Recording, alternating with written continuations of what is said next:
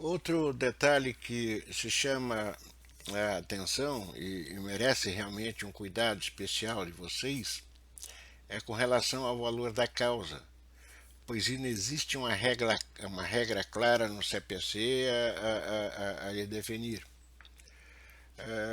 A nossa jurisprudência ela tem orientado que em ambas as figurinhas jurídicas deve ser atribuído para o valor da causa o valor do bem litigioso.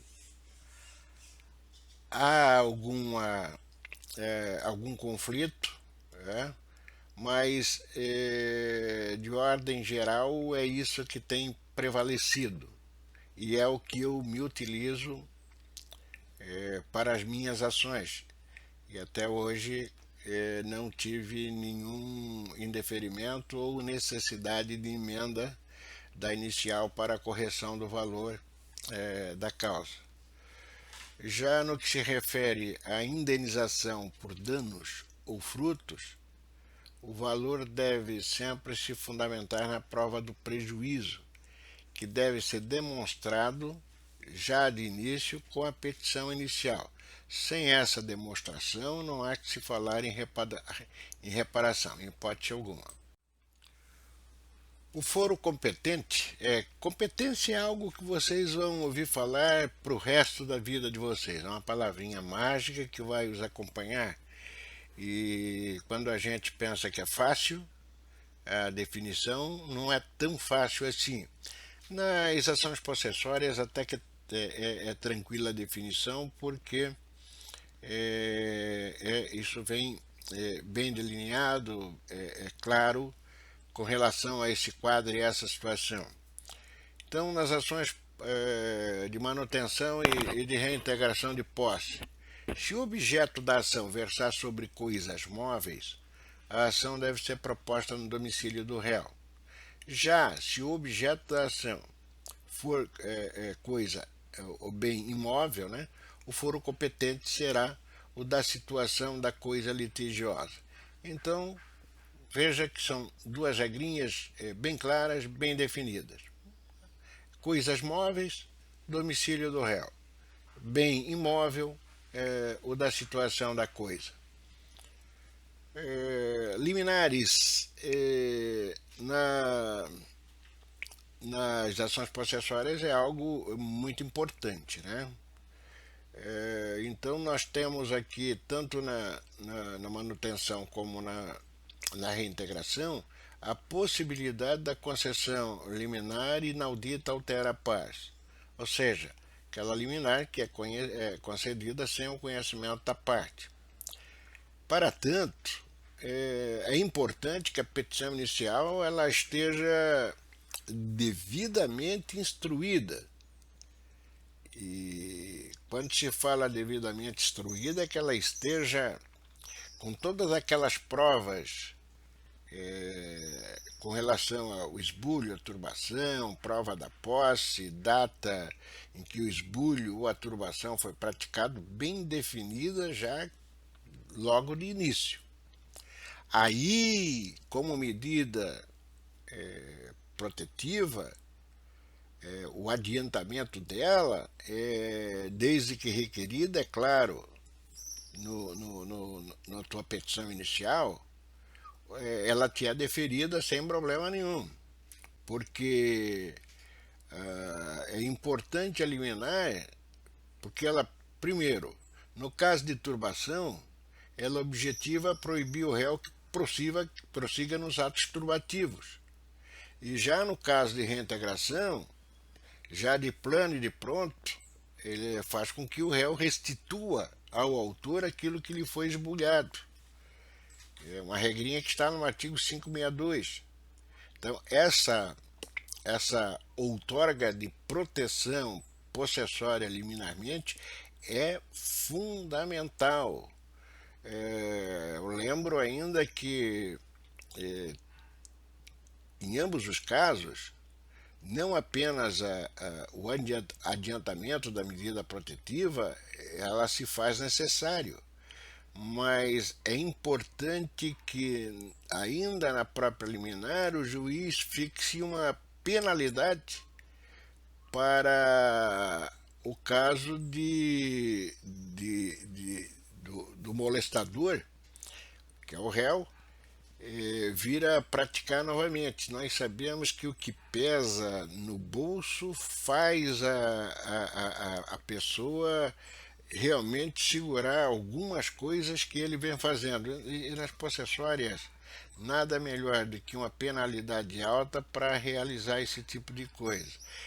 Seria um pedido, digamos, acumulado, acumulado, mas da mais elevada importância. Então, há que se ter esse cuidado na hora do requerimento para fazer o teu pedido, não apenas com relação à concessão liminar, mas que, além da concessão liminar, seja também aplicado uma pena, uma multa, algo nesse sentido, para tentar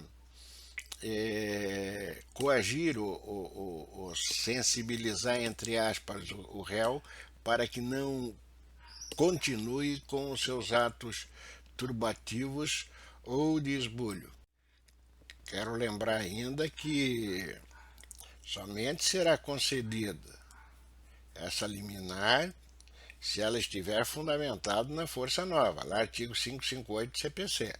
Se não for força nova, ela não vai perder, já falei, a característica de possessória. A força velha não perde a característica de possessória, mas a liminar não será concedida em hipótese alguma. É como se o legislador viesse e dissesse a você: olha, você não teve pressa até agora, você sabia do esbulho e da turbação, você esperou esse tempo todo, então automaticamente não há o porquê te deferir uma liminar nesse momento. Então esse é o cuidado que tem que se ter.